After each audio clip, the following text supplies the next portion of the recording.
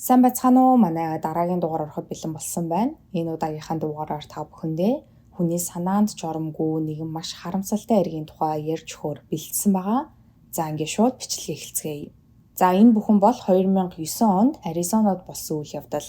34 настай Дейл Хорлн Марикоба Каунтигийн East Maplewood-д 34 настай эхнэр Мариса Деволт болон 3 охиныхоо хамтаар амьдардаг.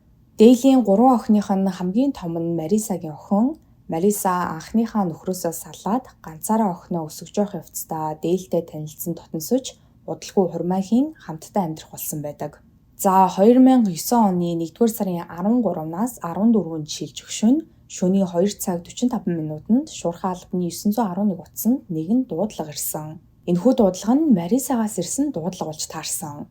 911-т дуудлага өгөх үедээ Мариса нэлээд тайван ямар ч сандарсан шинжгүй оператортой ярьж исэн бөгөөд өөрийнхөө биеийг хамгаалах зорилгоор нөхрөө гэмтээсэн талаараа мэдэгдсэн ийм дуудлага байсан. За Марисагийн өгсөн энэхүү дуудлагын дагуу цагдаагийн ажилтнууд Дейлийн гэрт ирэх үед Мариса байшингийнхаа гадаа гаражныхаа урд уйлаад сууж исэн. 911-т дуудлага өгсөн үедээ харьцуулах юм бол Мариса энэ үед маш их сэтгэл хөдлөл үзүүлж, уйлсан, сандарсан, яах учраа олохгүй байгаа байдалтай харагдчихсан. Цагдаагийн ажилтнууд түүнээс яг юу болсон талаар нь асуухад Мариса "Манай нөхөр бол аимшигтай хүчирхийлэгч. Тэр үргэлж намайг зодож, бие махбодын болон сэтгэл санааны хүчирхийлэл донд байлгадаг. Өнөөдөр би унтахаар орондоо орох үед тэр намайг ямар ч шалтгаангүй зодож эхэлсэн. Дараа нь намайг шөнийн 2 цагийн үед сэрээгээд хүсээгүй байхад минь надтай бэлгийн харьцаанд орж, дараа нь хоолойг минь боож би бараг л ухаан алдсан. Тиймээс би биеэ хамгаалахын тулд гартаа алах барьж агаад түүний толгой руу цогцчихсон" хэмээн ярьсан байдаг. За түргэн тусламжийнхан болон цагдаагийн ажилтнууд Дейлийн гэрлүү нэвтэрч орох үед Дейл унтлахын өрөөндөө орныхоо хажууд тэр чигтээ цусандаа будагдсан ямар ч ухаангүй байдалтайгаар олдсон. Ингээд Дейл тэр дороо эмнэлэгт хүргэгдсэн бөгөөд тэрээр толгойдоо маш хүнд бэртэл аван гавлын ясан тэр чигтээ цуурсан байсан тул Дейл эмнэлэгт хүргэгдэж ирсэн даруйдаа маш хүнд хэлбэрийн мэс засалд орох хэрэгтэй болсон байдаг. За тухайн үед Дейлийн гэрт нь Марисагийн дотны найз Стэнли Кук гээд залуу бас тэдэнтэй хамт амьдарч исэн юм байлээ. Стэнлигийн хувьд санхүүгийн асуудлаас болоод хүндхэн цаг үеүүдийг туулж исэн тул Дейл Мариса хоёр түүнд туслахаар шийдэн гэрт нь өөрсдөд нь хамт амьдрахыг Стэнлид санал болгосон.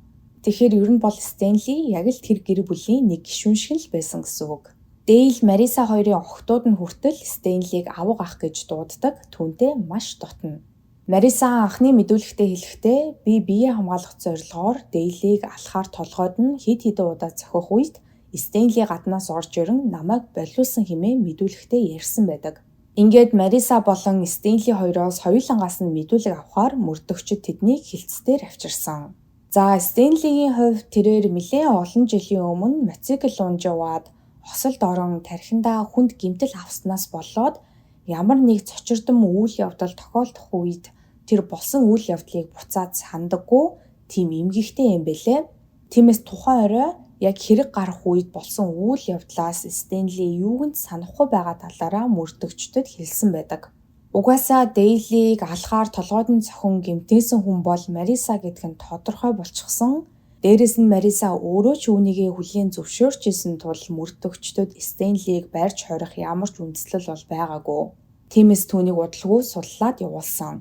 Харин мөрдөгчд Марисагаас дахин мэдүүлэг авах үед Мариса Дейлийг ямар аимшигтай хүчирхийлэгч, Дейл өөрийг нь хамт амьдарсан 10 жилийн хугацаанд байнга бэлгийн болон сэтгэл санааны хүчирхийлэл донд байлгаж, ойр ойрхон гар хүрдэг, заабар цаашлаад байнга өөрийнхөө үгээр байлгах гэж оролддог байсан талаар дэлгэрэнгүй ярьсан байдаг. Ингээд мөрдөгчд Марисагаас мэдүүлэг авсныхаа дараа түүнийг шууд хорих газарт хорсон. Хэдийгээр Мариса өөрийн хийсэн үйлдэлээ аргагүй бие хамгаалалт байсан хэмээн хэлжсэн хэдий ч хин нэгний биед хүнд гэмтэл учруулсан тул түүнийг шууд суллаад явуулах боломжгүй. За энэ үед хэргийн газар дээр ажиллаж исэн шинжээчид нэгэн маш хачирхалтай зүйлийг олж анзаарсан. Тэр нь юу байсан бэ гэхээр хэргийн газар дээр хан, шал, ор гээд ер нь эргэн тойронд нь байх эд хогшлууд дээр үсэрсэн цуснууд болон яг хаана цус үсэрсэн байгаагаас нь харж үзэхэд Дэйл алхаар толгоодоо цохиулах үедээ орон дээр хэвтчихсэн байх өндөр магадлалтай харагдчихсэн. Гэтэл Мариса бол өөрийнхөө үйлдэлийг аргагүй бие хамгаалалт байсан гэж өмгөөлөд байгаа. Ер нь бол аргагүй бие хамгаалалт гэдэг нь өөрөө маш энгийн ойлголт. Хүн өөрт нь ямар нэг аюул тулгарх үед өөрийгөө хамгаалахаар шууд тэр доорн хариу үйлдэл үзүүлж ямар нэг арга хэмжээ авахыг л хэлээд байгаа. Гэтэл Дэйл алхаар толгоодоо цохиулж авах үедээ орон дээрээ хэвтчихсэн гэдэг нь магадгүй хэрэг гарах үед Дэйл унтчихсэн ч байж болохоор ийм таамаглалыг гаргаад ирж байгаа. За харин энэ үед нь Мариса дахин мэдүүлгээ өөрчилсөн. Тэрээр хэлэхдээ Дэйл надтай хүчээр бэлгийн харьцаанд орсныхон дараа миний дээр гаран миний хоолойг боож эхэлсэн. Үүнээс нь болоод би хэсэг хугацаанд ухаан алдчихсан байсан. Намайг сэрэх үед манай найз Стэнли намайг хамгаалаад Дейлийн толгой руу алхаар цохиж байсан. Би ухаан орсон даруйдаа Стэнлиг болиулсан. Хэрвээ тэр байгаагүй бол би өдөөд айл хэдийн Дейлийн гарт амиа алдчихсан байгаа хэмээн ярьсан байдаг. Гэхдээ Марисагийн өгсөн энэхүү мэдүүлэг нь худал мэдүүлэг гэдэг нь угаасаа л тодорхой байсан. Хэрвээ Стэнли Дейлийн толгой руу алхаар цохиж түүнийг гэмтээсэн бол Стэнлигийн хувцсан дээр нь Дейлийн цус хүсрэх байсан. Гэтэл Стэнлигийн хувцсан дээрээс нь ч тэр, биеийн дээрээс нь ч тэр Дэйл талдаж түүнийг гэмтээсэн гэхээр ямар ч улмөр олдоогүй. За өмнөх бараг бүх бичлэгүүд дээр дурддагдчихсэн.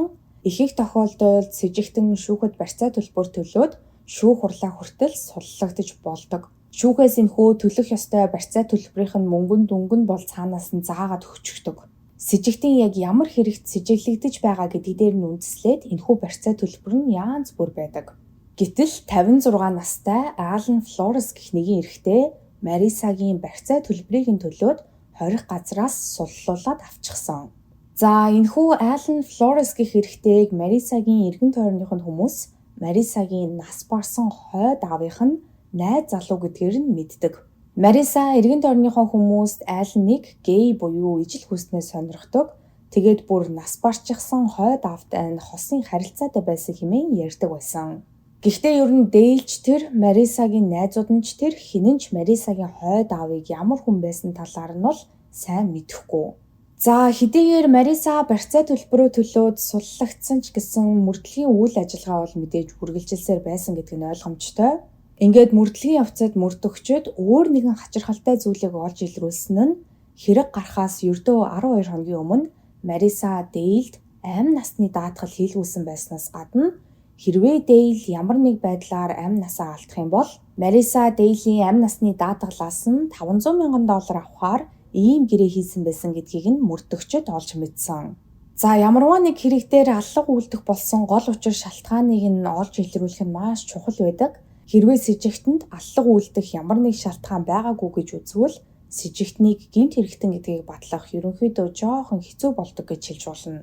Гэтэл энэхүү амь насны даатгал болон даатгалаас ирэх мөнгөн дүнгийн хэмжээг нь хараад үзэх юм бол Марисагийн хийсэн аимшигтай хэрцгий үйлдэл нь аргагүй хамгаалалт байгаагүй, эсвэргээрээ Дейлийн амь насыг хөнөөх оролдлого байсан байх боломжтой гэсэн сэжүүрийг гаргаад ирж байгаа. Өмнө нь бол Мариса бусдын биед ноцтой гэмтэл учруулсан гэх хэрэгээр хоригдож байгаад барьцаа төлбөр төлөөд суллагдчихсан. Тэгвэл энэ удаад мөрдөгчд Марисаг хүн амныг гэмт хэрэг үйлдэхээр завдсан гэх хэрэгээр дахин баривчилсан байдаг. Гэтэл хамгийн хачирхалтай нь өнөөх Алан хэмээх 56 настай эрэгтэй дахин Марисагийн барьцаа төлбөрийг нь төлөөд хорих газраас суллаад авчихдаг. За тэгэхээр эндээс өөр нэг асуулт гарч ирж байгаа нь Алан Флорес гэж яг хэн юм бэ? Үнэхээр Мариса эргэн тойрныхон хүмүүст за тэр байтугай нөхөртөө хүртэл хэлж байсан шиг нь нас барсан хойд аавынх нь найз залуу байсан уу? Тэгвэл хариулт нь үгүй болж таарсан. 56 настай Алан Флорес нь өөрийн хувийн бизнестэй The University of London-д PhD буюу докторийн зэрэгээ хамгаалсан их хэмжээний хөрөнгө чинээтэй ийм эрэгтэй. Анх Мариса Алан хоёр 2007 онд буюу хэрэг гарахаас 2 жилийн өмнө болзооны вебсайтаар хоорондоо танилцсан. Энэхүү вебсайт нь бусад хүмүүсийн хэрэглээд байдаг шиг Tinder, Bumble гэх мэт болзооны аппуудаас ондоо Seeking Arrangements гэх нэртэй ийм вебсайт байд юм байлаа. Энэхүү вебсайт дээр залуухан охид эмэгтэйчүүд мөнгөтэй ахмад насны эрэгтэйчүүдийг хайдаг. Харин ахмад насны эрэгтэйчүүд нь өөрөөсөө олон насаар дүү, жоохон охидуудыг хайж хоорондоо уулздаг ийм вебсайт байсан. Ингээд энэхүү вебсайт дээр Мариса Аллен хоёр хоорондоо танилцсан, Мариса Дейлээс нууцаар гэр бүлээс гадуурх харилцааг үүсгэсэн байдаг. Үүгээр зогсохгүй Мариса Аллентай илүү ойр ойрхон уулзаж, илүү их мөнгө авахын тулд Дейл болон эргэн тойрныхон хүмүүст Алленыг нас барсан хойд аавынхаа ижил хүстэн найз залуу гэж танилцуулсан. За мэдээж нас барсан хойд аавынх нь найз залуу тэгээд бүр ижил хүстэн эрэхтэй гэхээр Дейл бол мэдээж тэдний талаар ямар нэг сэжиг аваагүй. Энэ дээр өөр нэг зүйлийг нэмж хэлэхэд Марисагийн хойд аав нь нас бараагүй, одоо хүртэл амьд эсэн мэнд байгаагаас гадна ерөөсөө жижиг хүүснээс сонирхдаг төрлийн хүн байгаагүй. Мариса Алленаас авсан бүх мөнгөөрөө өөртөө үнэтэй брендийн хувцас авч гэр бүлээ дагуулan аялалд явдаг байсан. Мэдээж Дейл Марисаг хаанаас ийм их хэмжээний мөнгө олоод байгааг нь бол тухайн үед гайхажсэн. Гэхдээ Мариса Дейлд өөрийнхөө хойд аавыг маш их хөрөнгө чинээтэй хүн байсан бөгөөд нас барсныхаа дараа өөрийнхөө эд хөрөнгийг Марисад шилжүүлж өгсөн. Харин Мариса сар болгон тогтсон хэмжээний мөнгөн дүнг түүнээс нь авдаг хэмээн Дейлд ойлгуулсан байсан. За Марисаг 2 дахь удаага барьцаа төлбөрөө төлөөд суллагдсны ердөө дараагийн өдөр нь буюу 2 дугаар сарын 9-нд Дейл эмнэлэгт байх хугацаанд огт ухаан орохгүй байсаар харамсалтайгаар амьсгал хураасан. Ингээд Марисагийн зүйл ангийн хүндэрч бусдын амь насыг хөнөөхөөр завдсан биш, бусдын амь насыг хөнөөсөн гэх хэрэгээр дахин баривчлагдах болсон ба мөрдөгчид Марисаг хайж яваад эмнэлэгт байж байхад нь олж авсан.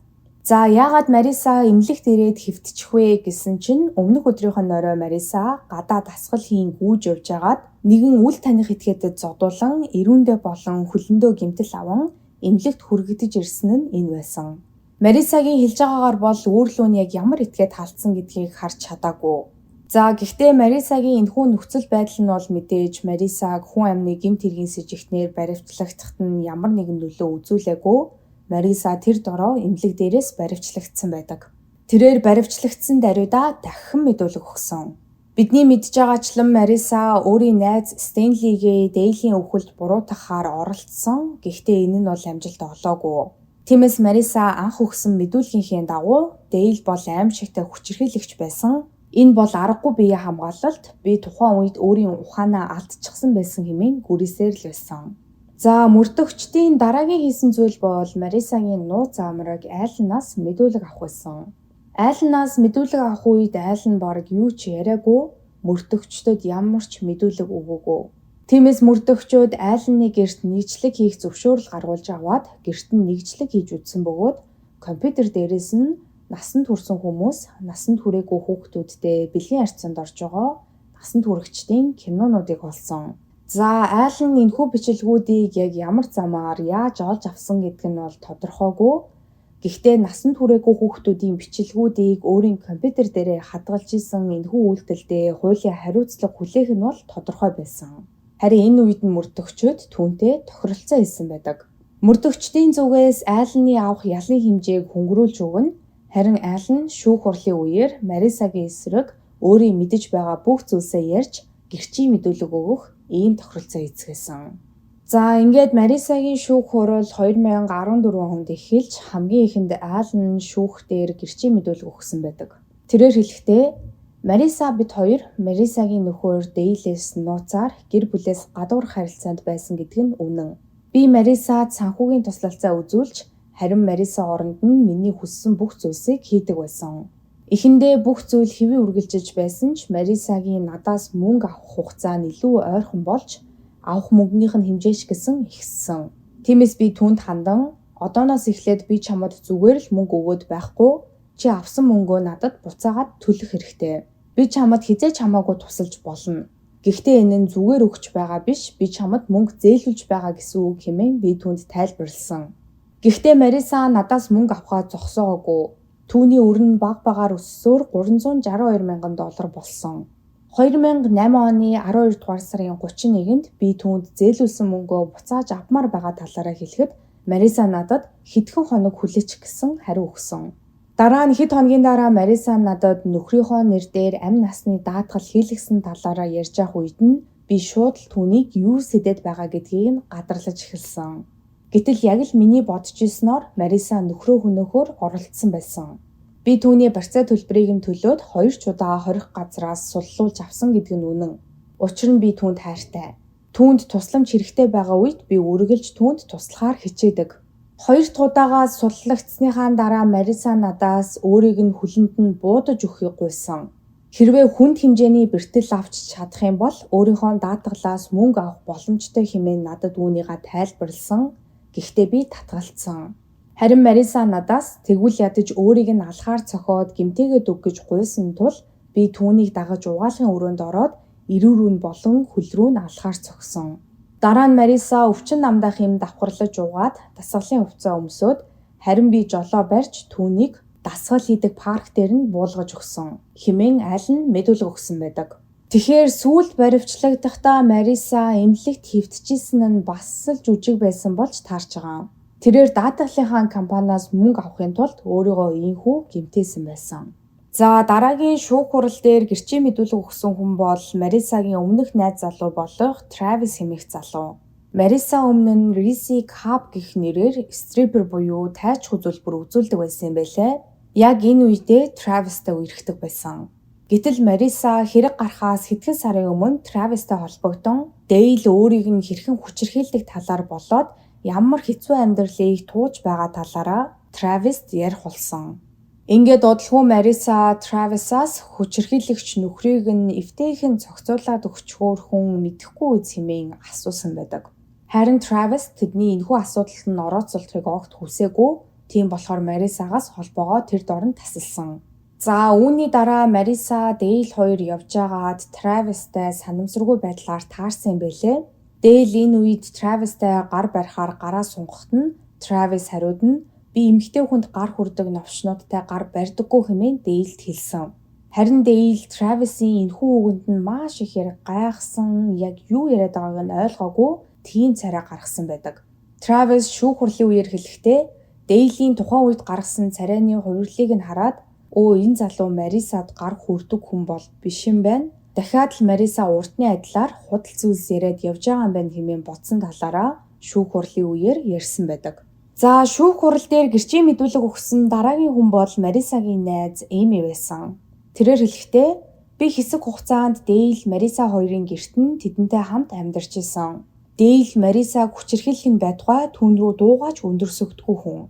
Марисагийн худлаа ярьдгаас нь болж би Марисагаас холбоогоо тасалсан. Харин Дейлийн хувьд тэрээр хизээч Марисад итгэхээ зогсоогоогүй. Түүний ярьж байгаа бүх худал хуурмагт нь итгэдэг байсан. Дейл бол үнэхээр сайн залуу. Дейл биш Мариса өөрөө хүчирхийлэгч. Мариса байнга Дейлийг хил амаар доромжлон сэтгэл санааны дарамт үзүүлдэг байсан хэмээн ярьсан байдаг. За ингээд 2014 оны 4-р сарын 30-нд Марисагийн эцсийн шүүх хурал болж шүүгчид 7 өдөр хуралдсны эцэст Марисаг нөхөр Дейлийн үхэлд гин буруутай урдаас төлөвлөсөн 1-р зэргийн хүн амны гэмт хэрэг үйлдсэн хэмээн үзэж давд заалдах эрхгүйгээр насаар нь хорих ялаар шийтгсэн байдаг. За энд өөр нэг хачирхалтай мэдээлэл байсан нь Мариса Дейлийн амь насыг хөнөөхөөс яг 1 жилийн өмнө Jody Arias хэмээх эмэгтэй шүүх орол яг энэ шүүхийн танхимд болж исэн юм билээ. Энэхүү эмэгтэй маш зэрлэгээр нөхрийнхөө амь насыг хөнөөсөн ба үүнийгээ аргагүй хамгаалалт байсан хэмээн тайлбарлсан. Гэхдээ мөрдлөгийн хувцад Jody гэх энэхүү этгээд нь Марисагийн нэгэн адилаар нууц амрагтай байснаас гадна маш олон худал зүйлсийг ярьж өөрийгөө хохирогч мэтээр харагдуулахыг оролдож исэн гэдг нь илэрсэн байдаг. За тухайн үед бол Jody гэх энэхүү эмэгтэй үйлдсэн хэрэг нь болон түүний шүүх хурал нь нэлээд олонний анхааралд өртөж исэн.